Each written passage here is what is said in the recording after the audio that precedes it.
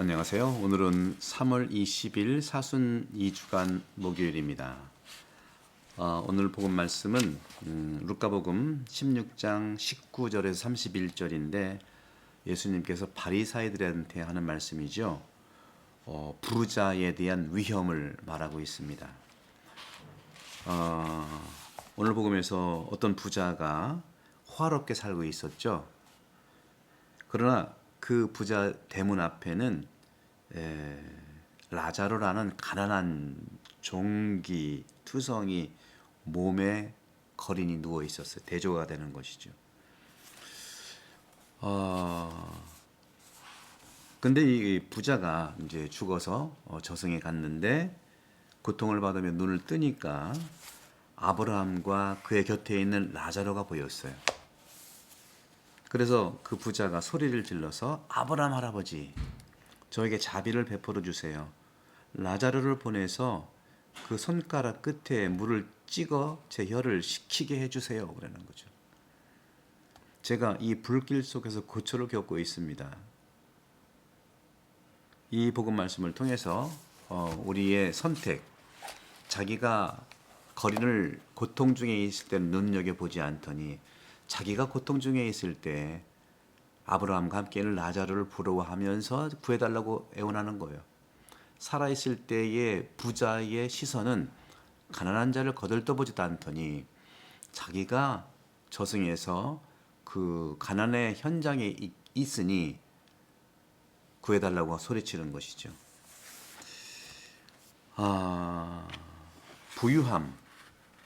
부유함의 원천은 바로 하느님의 축복이고 강복입니다.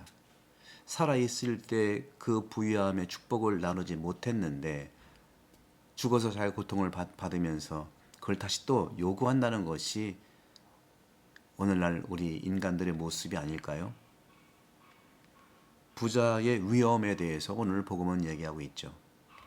성경은 축복과 복지와 이 재물은 그것을 누리는 것이 하느님의 선물이라는 것인데 인간은 그 선물을 나누면서 교환하면서 상호 애정과 관심에 주의를 기울이며 살라고 하는 건데 그렇게 살지 못한 그 부자가 자기의 고통 속에서 그걸 다시 원하고 있는, 자기가 하지 않으면서 그걸 원하는 것이죠. 하느님이 주신 선물에 감사드려야 되는데 하느님께서 주신 선물, 즉 선물하신 목표를 어떻게 자기가 불행했을 때 반대로 나타난다는 것을 깨닫지 못했다는 것이죠. 부자는 문제가 뭐냐면 하느님의 선물을 더 이상 필요로 생각하지 않는다는 것. 여기서 문제가 있는 겁니다. 왜? 모든 것을 소유했기 때문에. 잠언 10장 15절에 보게 되면 부유한 자의 재산은 그에게 견고한 성급이 되고 라고 말하면서 부자 재산을 견고한 성체로 표현하고 있습니다. 호세아서 13장 6절에도 이스라엘을 내가 먹여주자 그들은 배가 불렀고 배가 부르자 마음이 우쭐해져 나를 잊어버렸다 하고 말하고 있지 않습니까?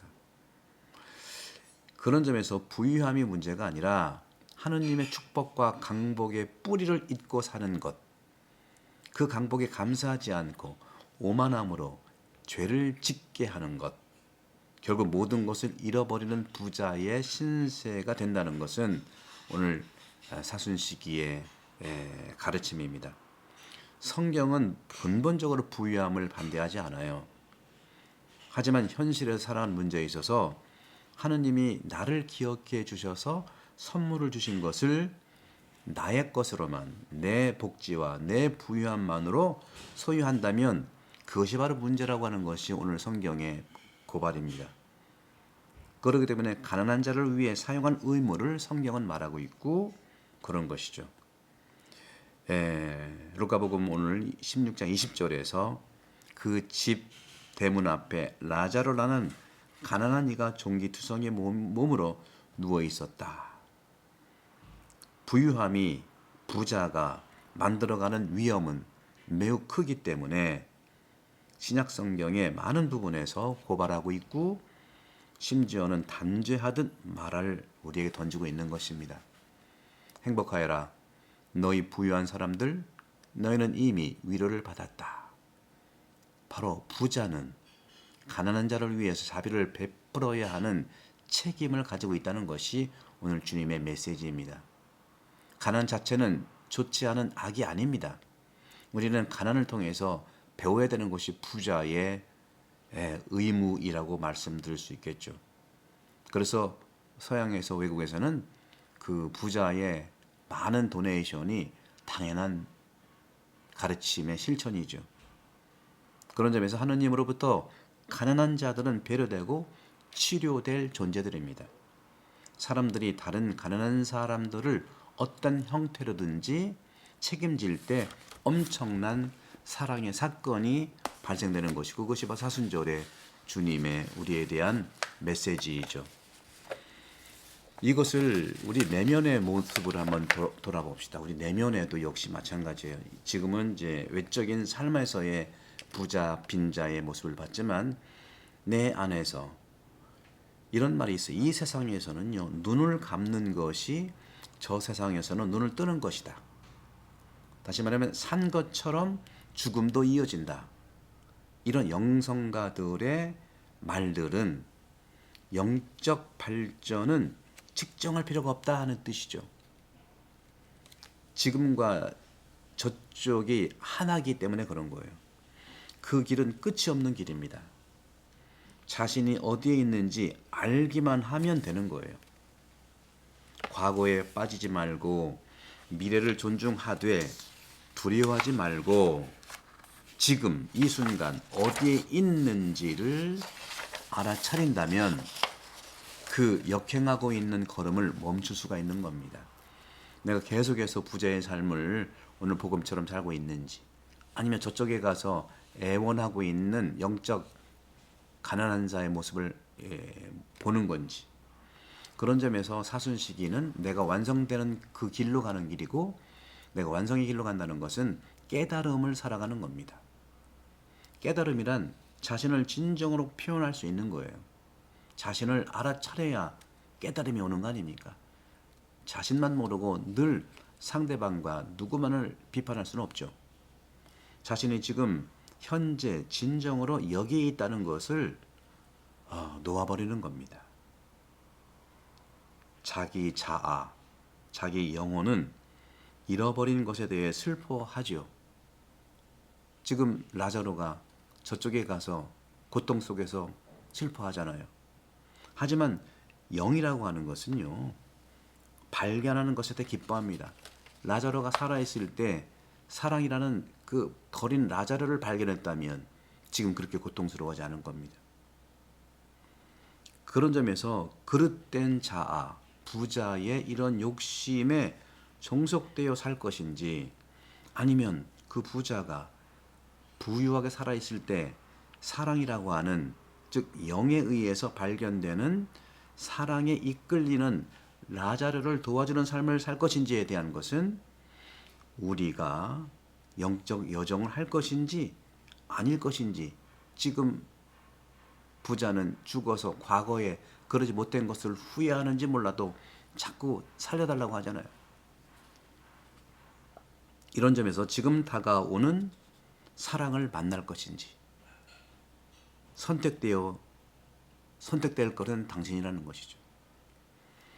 자기 자신 자아의 종으로 살 것인지, 욕심과 자기 소유의 부유함으로만 살아갈 것인지, 아니면 그 자아를 초월해서 부유함과 욕심과 그걸 초월해서 사랑을 선택해서 영에 이끌려 살 것인지 분별력 있게 선택해야 됩니다. 사순시기는 내가 완성되는 시기예요. 자아의 욕심을 뛰어넘는 영에 대한 선택, 영에 이끌리는 것, 사랑에 이끌리는 것이 인간 완성의 길인 것이죠. 사순시기는요, 생각의 선택으로 삶을 사는 시기입니다. 생각의 선택은 영에 의해서 선택되어지는 것, 내가 사랑을 선택하는 것은 영에 이끌리는 것이죠. 영에 이끌리는 사랑의 선택의 삶을 살아야 된다는 것이 오늘 복음의 가르침입니다. 예수님의 가르침이 내게 사랑이라고 하는 영에 이끌리는 생각으로 왔을 때 선택해야 한다는 것이죠. 사랑 선택의 그것이 회개이고 사랑 선택의 그 자체가 축복입니다. 나에게 온 사랑의 생각을 잘 선택해서 삶을 살아가는 사순시기가 되기를 기도드리고 우리 모두 은혜로운 사순시기에 부자가 후회하지 않는 그런 삶으로서 살아갈 수 있도록 구독성이 많이 부탁드리고 또 은혜로운 사순시기가 되기를 강복드립니다. 성부와 성자와 성령께서는 여러분 모두를 강복합니다. 감사합니다.